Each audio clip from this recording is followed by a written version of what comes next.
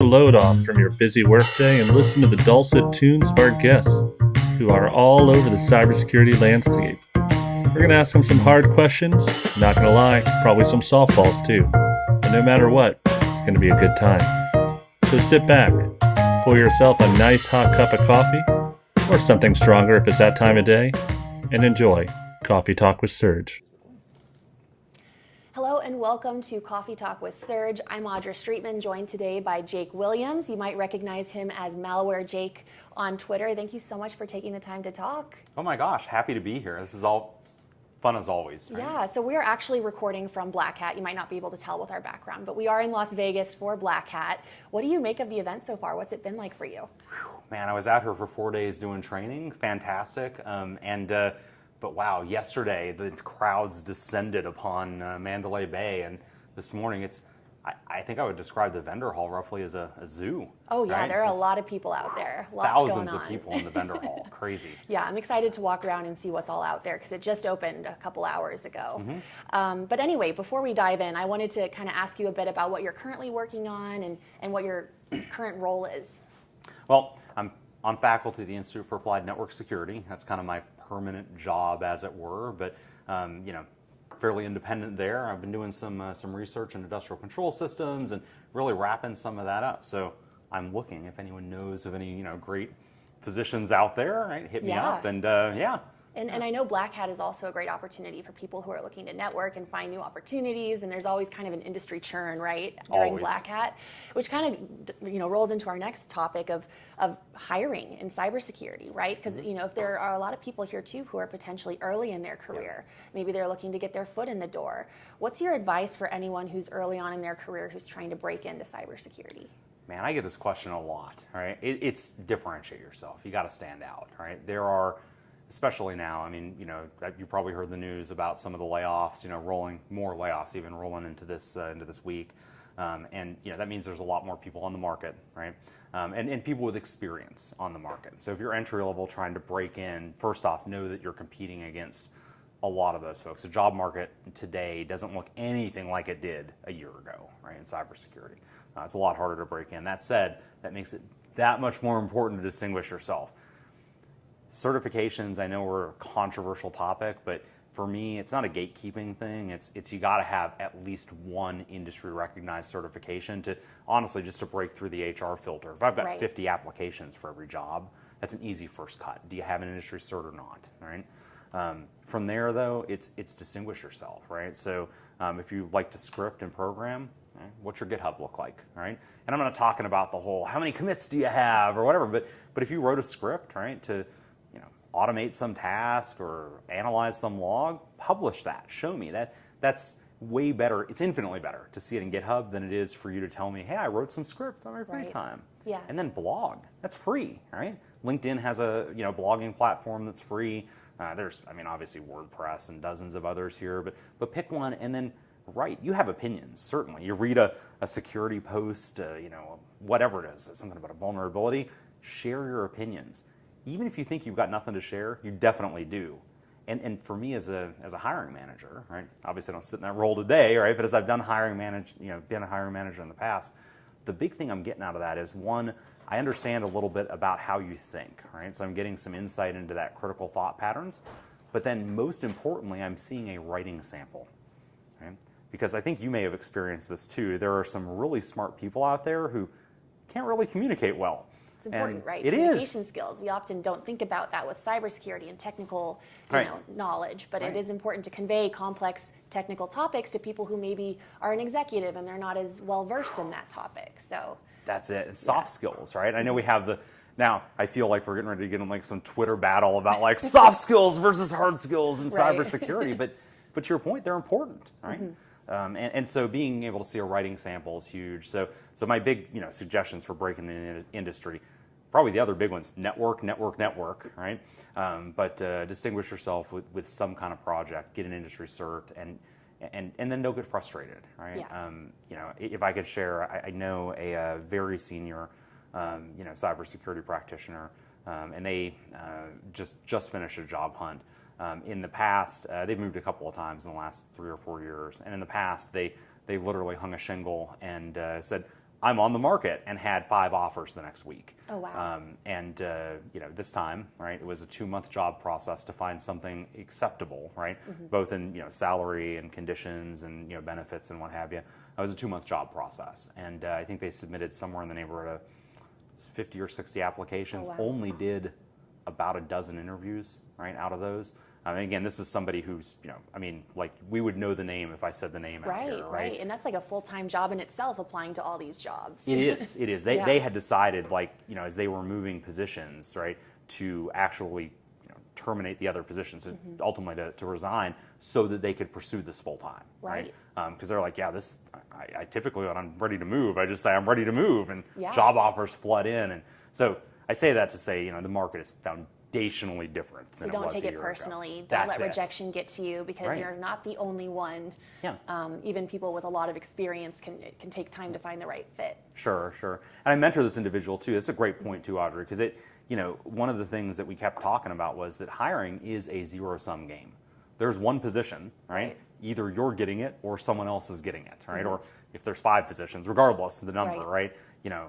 There's only so many spots. And the frustrating thing too is we hear about this huge unfilled pool of jobs that companies are unable to fill because of the skills gap, so to speak. But there's also a lot of people looking to break in who can't get their foot in the door. So there's this frustration of, is it on the companies to try to be more open to perhaps a truly entry-level position versus one that has 3 years of experience required, right? Yeah, I think so. I 100% it's on organizations that have unfilled, basically unfilled positions to either adjust their expectations, whether that's salary, whether that's experience, what have you. But that's my attitude a year ago, right? I'm just going to go ahead and throw it down and say that there's so many people on the market now, right, with the some of the cybersecurity companies laying folks off. Right, and that changes it too. It changes the dynamics a bit, because that 3-year person, 3 years of experience with with all these different technologies, and you're looking for this unicorn, right? We used to kind of laugh at the companies that were doing that, and now they actually are going to be able to find them. Right, and so again, it's just going to be a harder market to break into there. Yeah, absolutely. Yeah. Well, I'm curious too, for people who are in that position when they're applying, interviews go both ways, right? What are some of the questions that they should be asking of employers from your experience with interviews? One of the first ones is, what's your leadership style, right? I don't really care about breaking into a career someplace if I find out that me and my boss aren't going to mesh, right? What's your leadership style? How do you handle conflict, right? Is a good question along that. Sometimes people are like, what do you mean, what's my leadership style? Well, how do you handle conflict between subordinates, right? Is a good one there. And then I like to ask about, what a typical day in the life of an analyst that's already analyst, reverse engineer, what have you, that's already working at the company. What's the day in the life look like? And ideally, I don't want to hear that from the hiring manager.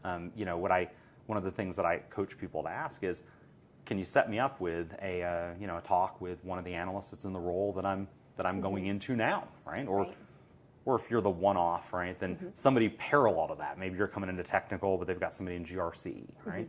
I still want to know what's it like to work at the company. And this actually helps you too when you're interviewing both ways. I'm sure you're aware of this, right? Because they recognize that you're invested, right? By the fact that you're asking those questions. You're thinking into the future. Right. And one of the nerve-wracking things about these interviews are the technical questions too, because sometimes you don't know what you're gonna get from a recruiter or from a hiring manager. So what's your advice if you're in an interview, someone asks a technical question and you're not confident in the answer? How should you proceed with that? Would you say how you would find the answer, or what's your advice for that? I'm probably a counterculture guy here on this answer, right? Because so many folks are like, well, if you don't know the answer, you just tell them how you'd research the answer. Okay, look, the answer is obviously researches Google, Stack Overflow, et cetera. You're not standing out doing that, right? So typically what I advise folks on is, if you're not sure of an answer, tell them you're not sure, right? If you think by all means say, hey, I'm pretty sure it's this, but I haven't done this in a while, right? If that's the case, right? Or I covered this briefly, I know that there's some labs I need to go back and do, I'm pretty sure this is it. If you don't know the answer at all, right? Like let's say, somebody asks me, how do you do SSH port forwarding, whatever, to bypass a firewall. I'm like, man, I don't remember anything about that, or this is all Greek to me. But I heard port forwarding and bypass a firewall. Maybe I remember putting together netcat relays. I'm going to answer the question I want to answer. Okay, so you kind of move around it a little bit. Like Yeah. you're able to give some knowledge, but it might not be a direct answer, but it's tangential, right? Bingo, Yeah. right? Okay. Because you're still instead, because otherwise you're coming across this binary answer of, or maybe a scaled answer of either I know the answer, right? I know nothing about it, right? Or, and then possibly a little asterisk of, I know I'd Google that for the, right? Here you can say, here's some stuff I know about the topic that I think you're trying to communicate. Right. It's not the same thing, but you're at least giving them something. You're showing that you have that knowledge. And otherwise, when is that going to come up in conversation? Right? Yeah, So, absolutely. Well, that's all really great advice. I'm sure people looking to break in would really appreciate to hear some of that before an interview. So another topic I wanted to talk about are vulnerabilities, because I know a lot of people are saying 0-day summer, right? With all of these new vulnerabilities, probably most notably the MoveIt exploit that Klopp got a hold of with mass exploitation, just kind of spray and pray ransomware attacks across all kinds of companies. We've seen hundreds of victims at this point. There was also the Microsoft report, Storm 0558, with the China-linked group with the consumer signing key that was somehow obtained and leveraged in this attack. It was acquired by the threat actor. Acquired. Yes, we don't know how, but maybe we'll find out. Maybe, right? Yeah. But more broadly, and we'll get to that in a little bit, but when we look at vulnerabilities and all of these reports coming out and alerts and CVSS scores, how should organizations look at this and be able to prioritize, okay, this is a big deal, we should focus on this, or we can hold off on this and focus on that instead? What would you recommend for that? Wow. This is a hard topic, right? Obviously. And look, we haven't solved vulnerability management now in, we're going on decades. So there's no right answer for every organization. But one of the places that I start immediately is you need to be monitoring CISA's known exploited vulnerabilities list, or KEV list, before somebody is yelling at the screen here saying, but it's in my vulnerability management tool. It's lagging behind in your vulnerability management tool, the addition of a vulnerability to CISA's known exploited vulns list.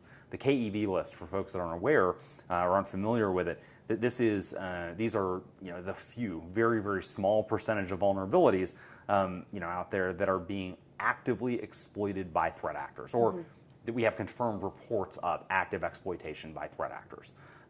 That's huge, right? Yeah. Because at that point, it's not a potential. You think about vulnerabilities have potential impact, right? At the point that this thing's been weaponized and we're seeing actively exploited in the wild, we have an obvious impact. And if you're not patching that immediately and it's internet facing, right, you now have an incident response, right?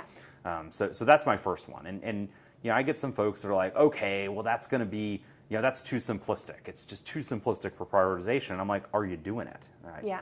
Well, not yet. I'm like, start there, right? Right. Don't try and boil the ocean, right? That becomes your minimum viable product, right? I think beyond that, it's, I teach some seminars on prioritizing vulns and building out your playbooks for that. But beyond that, for me, really, it's identification of impact, right? And that largely has to do with the asset. Right. So an inventory of what's in your environment. And how many organizations are actually doing that? Very, very few. Right. Look, I can't remember the last time I talked to an organization and said, hey, do you have an asset inventory? And they're like, yes.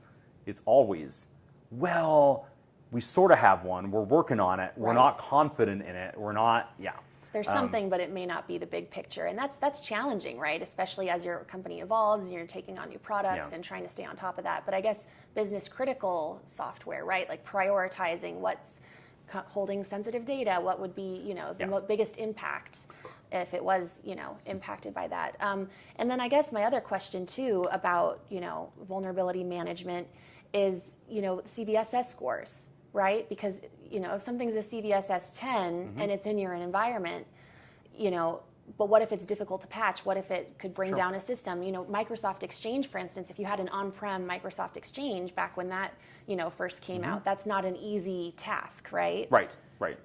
Yeah, so maybe CVSS doesn't matter as much, right? And I know this is sacrilege, right? I get it. Some people are probably screaming at the camera right now or screaming at the screen. Oh! I get it.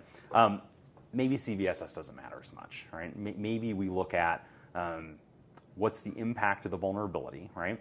So again, am I looking at information disclosure? If so, what kind of information is being stored on a given system, right?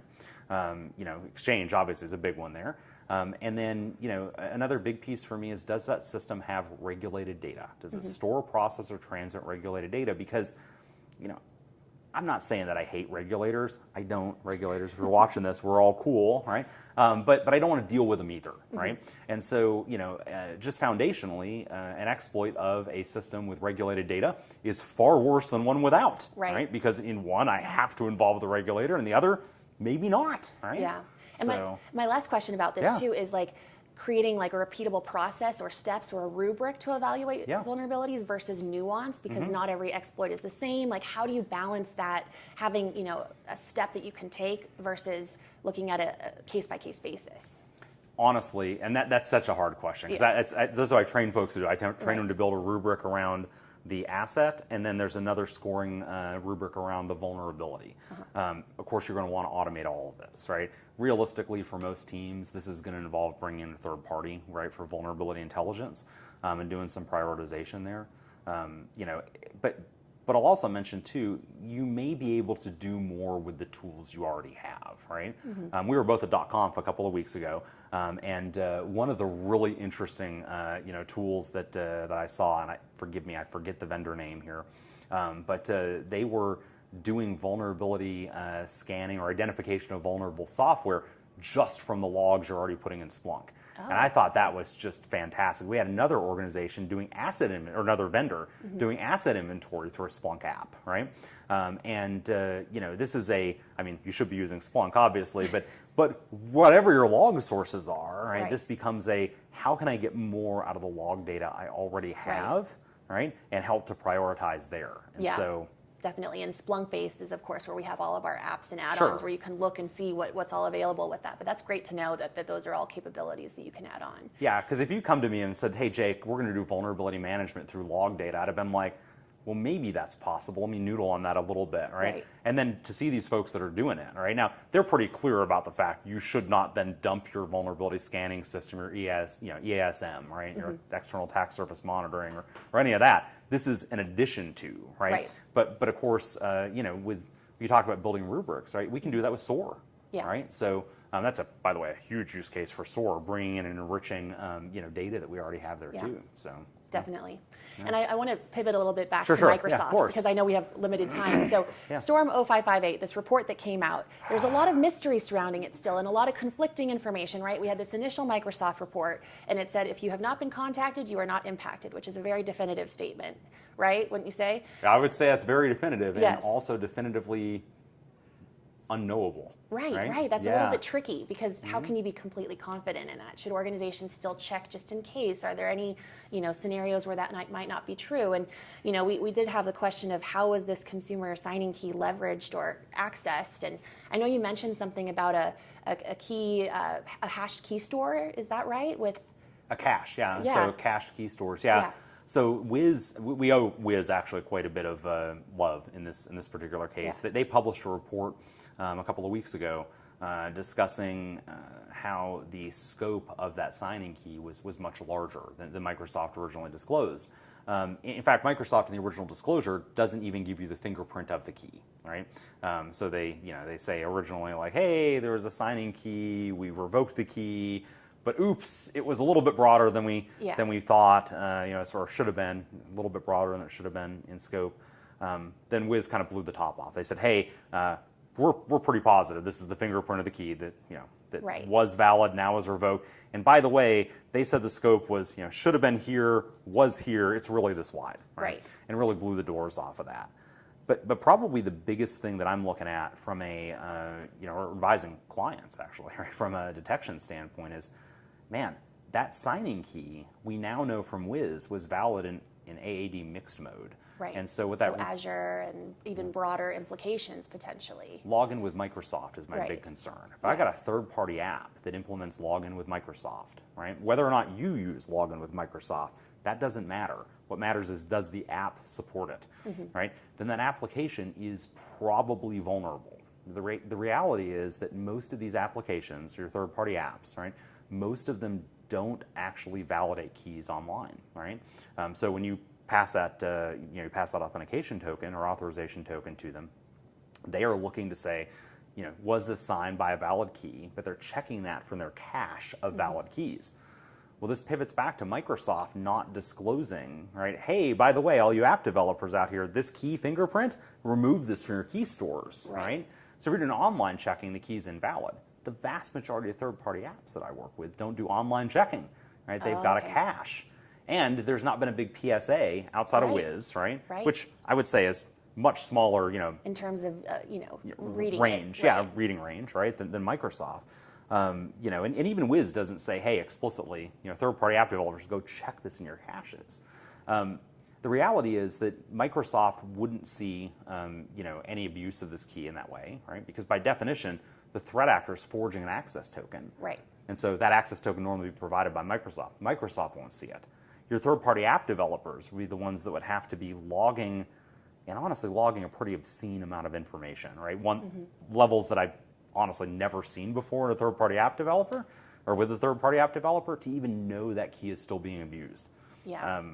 I think it's highly probable that as we sit here today, that Chinese threat actor, Storm 0558, and probably others in the Chinese nation-state ecosystem there, nation-state threat actor ecosystem, I think are probably using this key knowing that there's nothing to lose at this point. And I guess there isn't as much urgency surrounding that because this was definitive in the initial report, and this was already leveraged in order to compromise email accounts of high-profile government officials. So what could it be potentially still used for if this is the case? So that's concerning to me that there's not this continuing discussion happening. Right. Yeah, and that's it. I mean, there really isn't a lot of that continuing discussion, and part of it I think is because if you turn to Microsoft and say, and I'm going to give Microsoft their due here, if you turn to them and say, hey, tell us where the vulnerability is, right? They're going to say, well, there is no vulnerability. We've revoked the key, right? They should be third-party app developers, should be periodically, synchronizing their cached trusted keys. Yeah. Okay, they should, right? How many security incidents begin with a should, right? Right.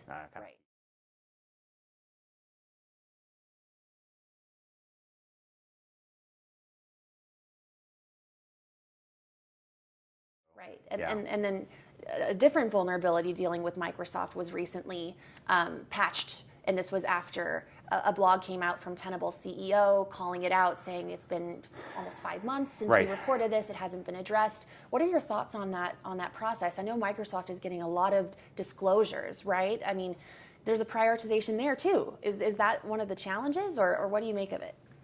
Man, you're setting me up here for some spicy hot takes, but but I think without targeting Microsoft explicitly, or although the Tenable blog, that was targeted. That was very, very targeted. Yeah, very, very targeted. They had some words, right? But let's take just a step further back here, right? And it really comes down to root of trust vulnerabilities. We have passed our authentication and trust in authentication off to third parties, right? Last April it was Okta, right? This July it was JumpCloud, right? By the way, how many folks watching this are familiar with the fact that JumpCloud invalidated all of their admin API keys, right? In July, I'm still talking to customers that are like, oh wait, they did what, right? JumpCloud has to be the biggest beneficiary of the Storm 0558 incident because it got buried. That news got buried by the Microsoft news. Yeah, that's a great point. It wasn't something that I think we talked about much either. So, yeah, definitely a lot surrounding that and disclosure process and timelines on patching and do you have to make a scene of something to get that done? That's the whole question there too. And I know we're running out of time. Oh no, we're okay. Yeah. I want to talk a bit about AI also. Oh gosh. Black Hat, of course, that's a huge topic this week. There's all kinds of questions surrounding, how could AI be used not only by adversaries but also for network defense? And I'm curious kind of what you're seeing or what you anticipate, what you're worried most about. So, first off, AI is not foundationally changing offensive cybersecurity.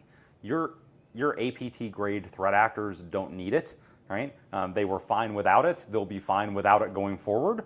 The next time somebody publishes a ChatGPT wrote me a piece of malware, I swear I'm going to fly someplace and smack somebody with a piece of dimensional lumber. I'm sick of seeing those, just sick of seeing those posts. Look, the reality is, when you say, hey, what's a piece of malware or a type of malware? It's a rat. It's a remote access Trojan, right? And how do I do remote administration? That's right, with a rat, a remote administration tool. Obviously, these things share stuff in common. ChatGPT or any other AI, generative AI for that matter, it's just regurgitating stuff that's already been seen. It's not creating new techniques. It's not going to create the next EDR bypass or anything. So, maybe the pace of attacks increases, right? But the types of attacks don't. So if there's a lesson here for me, on the cyber defense side, if I'm worried about AI, then my follow-up has to be, I really need to think about how do I scale my response, right? To spear phishing, to to the extent there is any such thing as commodity malware. Right. I saw the smirk the second I started saying that. But our response to that has to scale, and I think you do that with SOAR, right? That's and I know Splunk's actually just recently increased added some really interesting capabilities to Splunk SOAR. I am all kinds of excited about logic loops, all kinds of excited.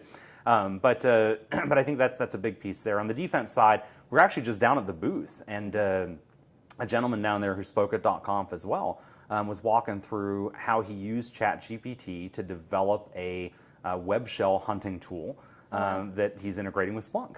Right? That's awesome. And this is a space where I really see a lot of use for defenders with AI, which is I know what I want to do, Right.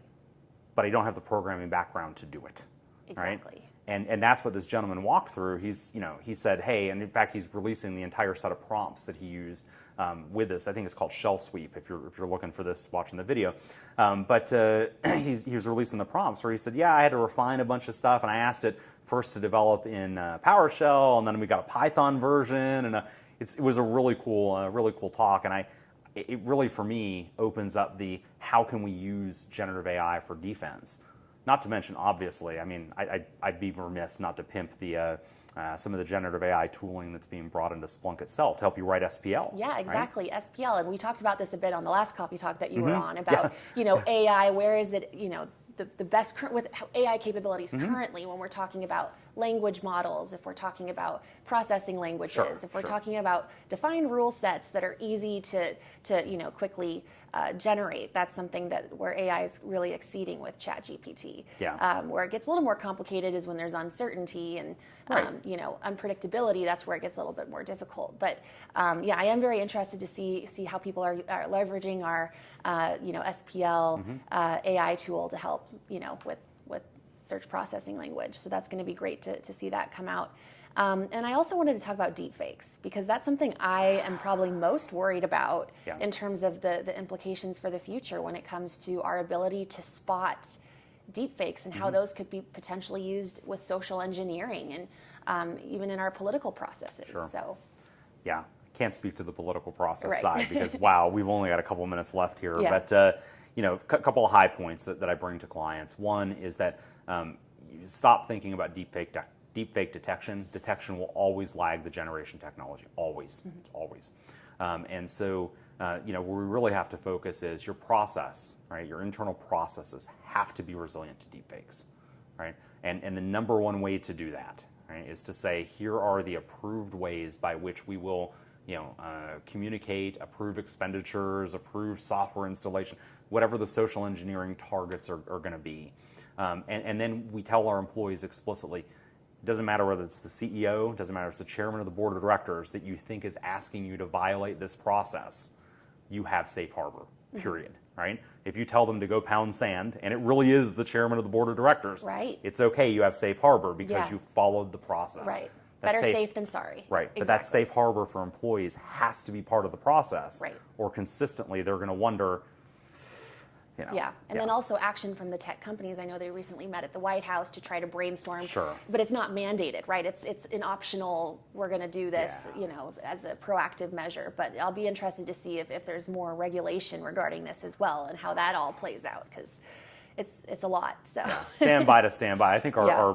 our legislative and certainly regulatory policy is going to lag technology, as we've seen Right. in so many other domains, right? Oh, yeah. Pretty considerably. I hate to say it, but I think we're on our own, right, to help develop our processes and make them resistant to these threats until regulation, to the extent it can, right? Right. Is able to tackle that problem.